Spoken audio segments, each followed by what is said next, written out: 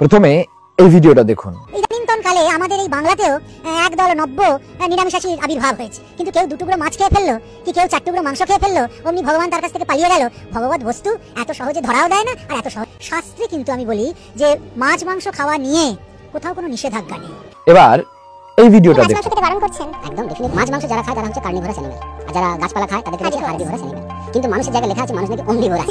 আমরা তো সর্বভোগী, কারণ আমরা সর্বভোগ হয়েছি তাই সর্বভোগ লিখেছি। কিন্তু আমাদের যদি গ্যাস্ট্রো ইন্টেস্টাইন ট্র্যাককে আমরা খুব ভালো করে দেখি, গরুদের সঙ্গে মেলে, গরুদেরও 30 ফিট গ্যাস্ট্রো ইন্টেস্টাইন ট্র্যাক, ছাগলেরও গ্যাস্ট্রো ইন্টেস্টাইন 30 ফিট, মানুষেরও 30 ফিট, তাদের দাঁত, তাদের জিভ। আবার যদি বাঘকে দেখি যারা মাংস খায় তারা কিন্তু গিলে খায়, তারা চিবিয়ে খায় না, এবং তাদের যে গ্যাস্ট্রো ইন্টেস্টাইন ট্র্যাক সেটা কিন্তু মাত্র 8 ফিট। তার ফলে তাদের হজম একরকম ভাবে হয়, আমাদের হজম একরকম ভাবে হয়। সেই জন্য আমরা যদি ফাইবারকে অ্যাভয়েড করি তাহলে কিন্তু আমাদের পক্ষে সুস্থ থাকা অসম্ভব। একই পডকাস্টের কিন্তু দুটো ভিডিও। আমি মহারাজজির প্রতি অশেষ সম্মান জানিয়েই কথা বলি এবং আমিও ওনাকে ভীষণভাবে শ্রদ্ধা করি। একই পডকাস্টে উনি যেখানে বলছেন নিরামিষ খেতে হবে, কোথায় লেখা আছে, বা নিরামিষ খাওয়া পাপ কোন শাস্ত্রে লেখা আছে, আবার একই পডকাস্টে ডাক্তারবাবু বলছেন যে একজন মানুষের ঠিক কি কি খাওয়া উচিত বা কোন ধরনের খাবার খেলে একজন মানুষ সুস্থ থাকেন।